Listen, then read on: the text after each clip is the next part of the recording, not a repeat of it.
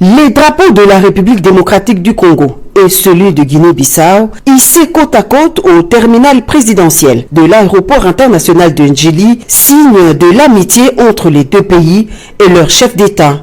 Accueilli par la première ministre chef du gouvernement, l'hôte de marque a traversé la ville de Kinshasa jusqu'au palais de la nation où l'attendait personnellement son homologue Félix-Antoine Tshisekedi Tshilombo. Le cérémonial d'accueil est celui d'une visite officielle.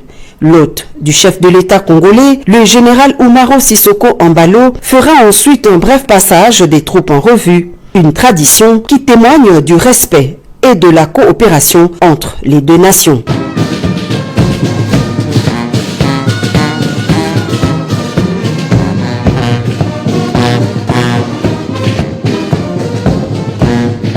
Le deuxième temps fort de se dérouler, c'est le tête-à-tête à huis clos entre les deux chefs d'État.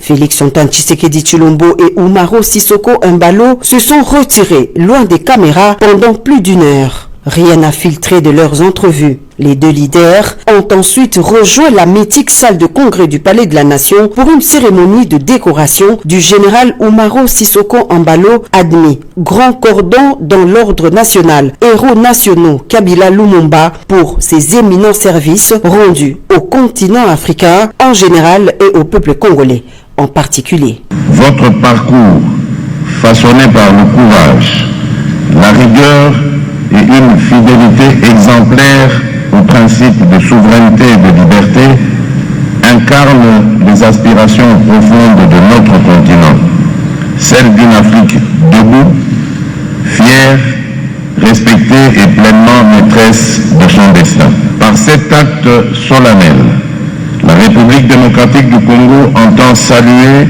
votre mérite éminent, vous témoigner son estime profonde et scellée dans le marbre du respect mutuel et de l'amitié durable, les liens indéfectibles qui unissent nos deux peuples. Les mérites exceptionnels également pour son sens aigu au panafricanisme et son engagement en faveur de la paix. Après cette brève cérémonie, les deux chefs d'État se sont présentés devant la presse pour le traditionnel point de presse.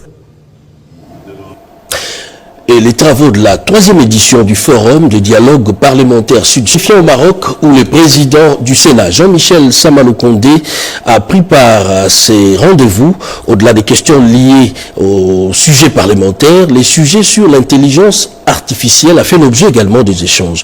Janine Kalenga, Gilles Ompiana et bienvenue Loussala.